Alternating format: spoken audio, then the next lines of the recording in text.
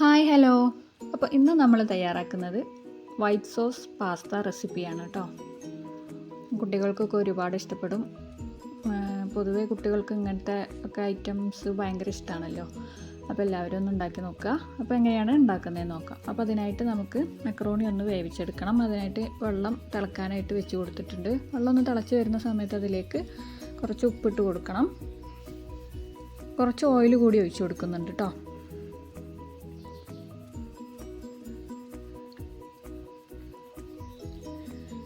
ഇനി നമുക്കതിലേക്ക് മക്രോണി ഇട്ട് കൊടുക്കാം. ഞാൻ ഇവിടെ മക്രോണിയാണ് കേട്ടോ എടുത്തിട്ടുള്ളത്. പാസ്ത കിട്ടിയില്ല. ഇനി നിങ്ങളുടെ കയ്യിൽ പാസ്ത ഉണ്ടെന്നുണ്ടെങ്കിൽ അത് ഇട്ട് കൊടുക്കുകയും ചെയ്യാം കേട്ടോ. ഇനി അതൊന്ന് ഇട്ട് കൊടുത്തതിന് ശേഷം നന്നായിട്ട് അതൊന്ന് ഇളക്കി കൊടുക്കുന്നുണ്ട്.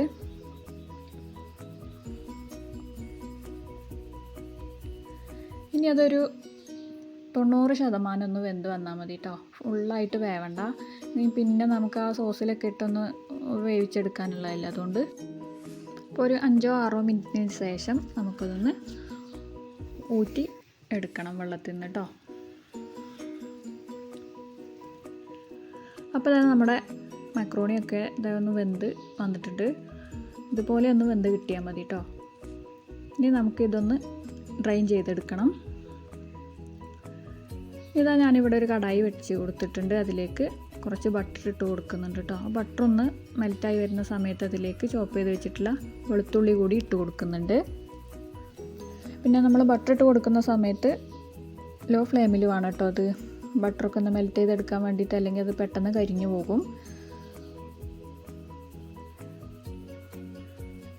അപ്പോൾ ഈ വെളുത്തുള്ളിയൊക്കെ ഒന്ന് ചെറുതായിട്ട് വഴണ്ട് വരുന്ന സമയത്ത് നമുക്കിതിലേക്ക് ക്യാപ്സിക്കവും ക്യാരറ്റും ചെറുതായിട്ട് കട്ട് ചെയ്തെടുത്തിട്ടുള്ളത് കൂടി ഇതിലേക്ക് ഇട്ട് കൊടുക്കുന്നുണ്ട്.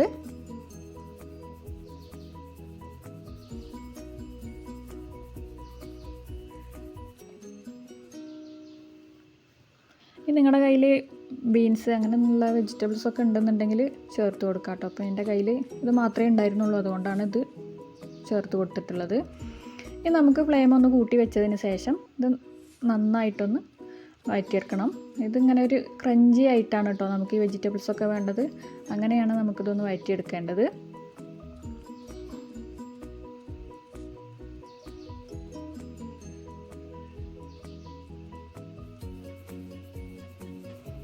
ഇനി നമുക്കിതിലേക്ക് 1 ടീസ്പൂൺ കുരുമുളക് പൊടി ഇട്ട് കൊടുക്കണം.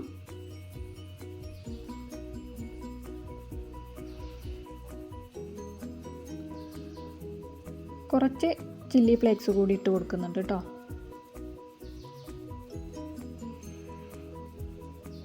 പിന്നെ വെജിറ്റബിൾസിലേക്ക് ആവശ്യമായിട്ടുള്ള ഉപ്പ് കൂടി ചേർത്ത് കൊടുക്കുന്നുണ്ട്.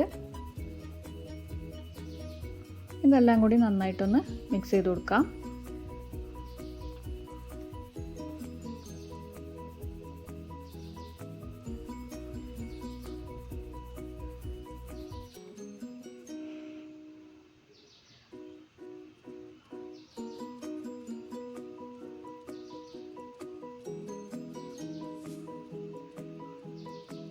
ഇനി നമുക്ക് ഈ വെജിറ്റബിൾസൊക്കെ ഒരു പാത്രത്തിലേക്ക് മാറ്റി കൊടുത്ത് ആ സെയിം കടായിൽ തന്നെ ഞാൻ കുറച്ചുകൂടി ബട്ടർ ഇട്ട് കൊടുക്കുന്നുണ്ട്. ബട്ടർ ഒന്ന് മെൽറ്റായി വരുന്ന സമയത്ത് നമുക്കിതിലേക്ക് ഒരു 2 ടേബിൾ സ്പൂൺ മൈദ ഇട്ട് കൊടുക്കണം കേട്ടോ. ഈ മൈദ എല്ലാം കൂടി ഈ ബട്ടറിലിട്ട് നന്നായിട്ടൊന്ന് വറുത്തെടുക്കുന്നുണ്ട്.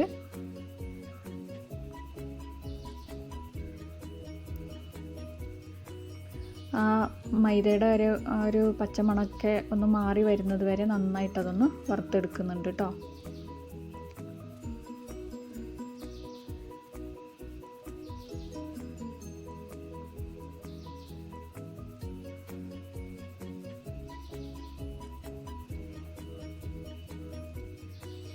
അപ്പോൾ ഇതാ ഇതുപോലെ ഒന്ന് ആക്കിയെടുത്തിട്ടുണ്ട്. ഇനി നമുക്കിതിലേക്ക് പാലൊഴിച്ച് കൊടുക്കണം. പാലൊഴിക്കുമ്പോൾ നമ്മൾ ഒന്നായിട്ട് അങ്ങനെ ഒഴിച്ച് കൊടുക്കരുത്. കുറേശ്ശെ ആയിട്ട് ഒഴിച്ച് കൊടുത്ത് അതിലുള്ള കട്ടയൊക്കെ ഒന്ന് ഉടച്ചെടുക്കണം കേട്ടോ.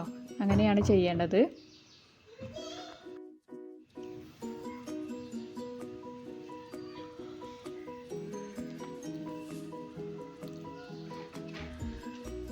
അപ്പോൾ അതിലുള്ള കട്ടയൊക്കെ ഒന്ന് ഉടച്ചെടുത്തിട്ടുണ്ട്. ഞാനിപ്പോൾ ഇതിലേക്ക് ഒരു 1/2 ലിറ്റർ പാലാണ് കേട്ടോ ഒഴിച്ച് കൊടുത്തിട്ടുള്ളത്. ഇതാ ഇതുപോലെ ഒന്ന് ചെയ്തെടുത്തിട്ടുണ്ട്. ഇനി നമ്മൾ നേരത്തെ മാറ്റി വെച്ചിട്ടുള്ള വെജിറ്റബിൾസ് ഉണ്ടല്ലോ, അത് ഇതിലേക്കൊന്ന് ചേർത്ത് കൊടുത്ത് അതൊന്ന് മിക്സ് ചെയ്തെടുക്കാം കേട്ടോ.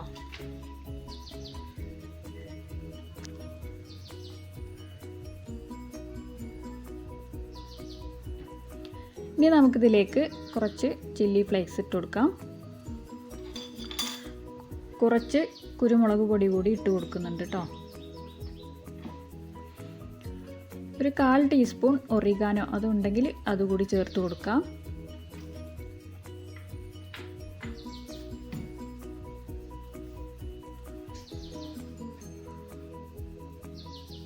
ഇനി ഇതെല്ലാം കൂടി നന്നായിട്ടൊന്ന് മിക്സ് ചെയ്തെടുക്കണം.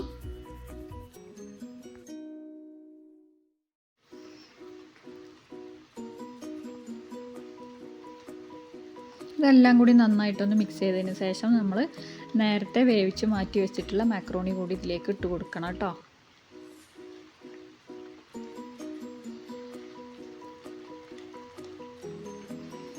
അപ്പോൾ അതാ മാക്രോണി കൂടി ചേർത്ത് കൊടുക്കുന്നുണ്ട്. ഇനി ഇതെല്ലാം കൂടി നന്നായിട്ട് ഒന്ന് മിക്സ് ചെയ്ത് കൊടുക്കണം. വൈറ്റ് കളർ സോസൊക്കെ എല്ലാ സ്ഥലത്തും മാക്രോണിയുടെ എല്ലാ സ്ഥലത്തും എത്തുന്ന പോലെ നന്നായിട്ട് അതൊന്ന് മിക്സ് ചെയ്തെടുക്കുന്നുണ്ട്.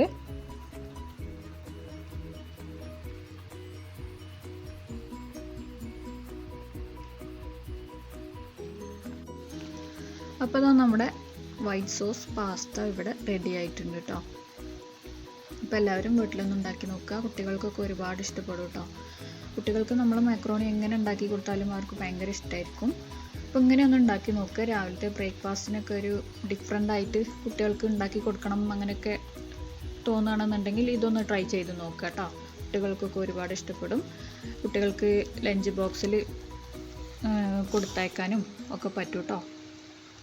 അപ്പോൾ നമ്മുടെ ചാനൽ ആരെങ്കിലുമൊക്കെ സബ്സ്ക്രൈബ് ചെയ്യാതെ കാണുന്നവരുണ്ടെങ്കിൽ ഒന്ന് സബ്സ്ക്രൈബ് ചെയ്യുക. എൻ്റെ വീഡിയോ ഇഷ്ടപ്പെടുകയാണെന്നുണ്ടെങ്കിൽ നിങ്ങളുടെ ഫ്രണ്ട്സിനും ഫാമിലിക്കൊക്കെ ഒന്ന് ഷെയർ ചെയ്ത് കൊടുക്കുക. വീഡിയോയെക്കുറിച്ചിട്ടുള്ള അഭിപ്രായങ്ങളൊക്കെ ഒന്ന് കമൻറ്റിലൂടെ അറിയിക്കുക കേട്ടോ.